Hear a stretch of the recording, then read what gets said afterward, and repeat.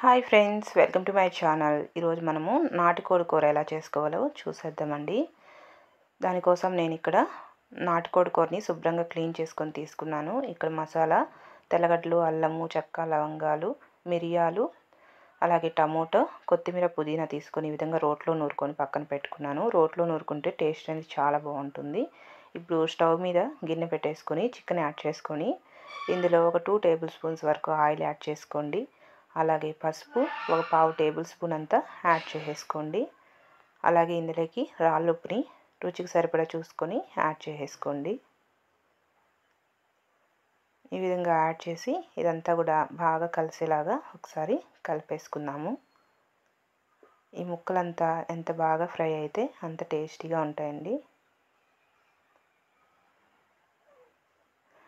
ఇలా ఒకసారి బాగా కలిపేసుకొని ఇందులోకి ఫ్రెష్గా ఉన్న కరివేపాకు రెమ్మలు కూడా యాడ్ చేసేసుకున్నాము. ఈ విధంగా ఫ్రెష్గా ఉన్న కరివేపాకు రెమ్మలు కూడా యాడ్ చేసి ఇదంతా కూడా బాగా కలిసేలాగా ఒకసారి కలిపేసుకోవాలి.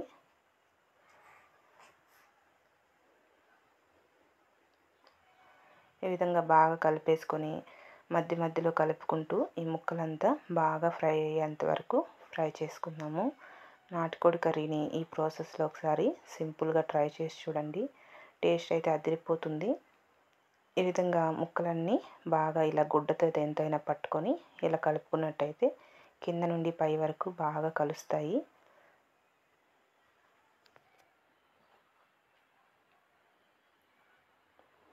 ఈ విధంగా బాగా ఫ్రై అయిన తర్వాత ఇందాక చూపించిన మసాలాలంతా రోట్లో రుబ్బుకొని యాడ్ చేశానండి. రోట్లో రుబ్బుకొని యాడ్ చేసుకోవడం వల్ల మనకి ఫ్లేవర్ అనేది చాలా బాగుంటుంది.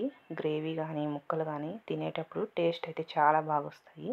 దానికోసమని మసాలాలు మీకు వీలైతే రోట్లో నూరుకోవడానికి ట్రై చేయండి. ఈ విధంగా రోట్లో నూరుకొని ఈ మసాలా కూడా యాడ్ చేసి ఇదంతా బాగా కలిసేలాగా ఒకసారి కలిపేసుకోవాలి. కలిపేసుకొని ఇదంతా పచ్చివాసన పోయేంత వరకు ఇలానే కలుపుకోండి. ఇదంతా కూడా పచ్చివాసన పోయి మనకి మంచి స్మెల్ వస్తుంది. అల్లం వెల్లుల్లి పేస్ట్ అంతా కూడా అప్పటి వరకు ఇలానే వేయించుకున్న తర్వాత ఇందులోకి కారం ఎంత తినగలరో చూసుకొని red chilli powder 1.5 tablespoon వరకు యాడ్ చేసేసుకోండి.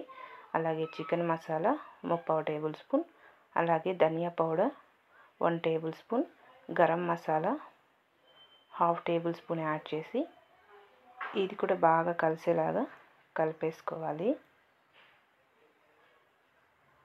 ఈ విధంగా ఇది కూడా బాగా కలిసేలాగా మొత్తం కూడా కలిపేసుకోండి.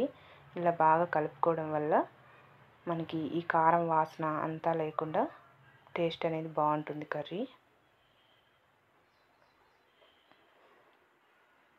చూసారు కదా, ఈ విధంగా చక్కగా మిక్స్ చేసుకున్నాం కదా. ఇప్పుడు ఇందులోకి ముక్కలు ఉడకడానికి సరిపడా చూసుకొని వాటర్ని కూడా యాడ్ చేసుకుందాం.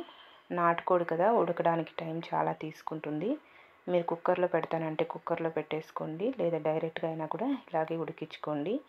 ఇక్కడ నేను వాటర్ కొద్దిగా ఎక్కువగానే యాడ్ చేశాను. పులుసు చాలా బాగుంటుంది నాటుకోడిది, దానికోసం యాడ్ చేసి మొత్తం కూడా ఒకసారి కలిపేసుకొని ఒకసారి రుచి చూసుకోండి.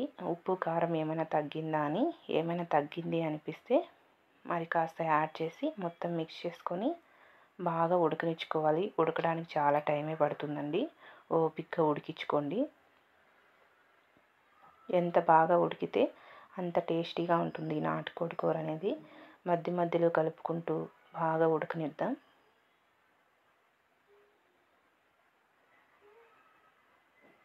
మీకు ఇలా ఉడికించే ఓపిక లేదు, టైం లేదు అనుకుంటే కుక్కర్లో పెట్టి విజిల్స్ పెట్టేసేయండి. ఇక్కడ చూసారా, 1/2 అవర్ ఉడికించాను. 1/2 అవర్ ఉడికిన తర్వాత మనకి చక్కగా కుక్ అయిపోయింది పులుసు అంతా కూడా. ఇప్పుడు ఒకసారి కలిపేసుకొని వేడి వేడి రాగి సంగటిలోకి సర్వ్ చేసుకొని తింటే టేస్ట్ అయితే అదిరిపోతుందండి. వేడి వేడి రాగి సంగటి రైస్ అన్నిటిలోకి బాగుంటుంది. మీరు కూడా తప్పకుండా ట్రై చేయండి. Bye friends.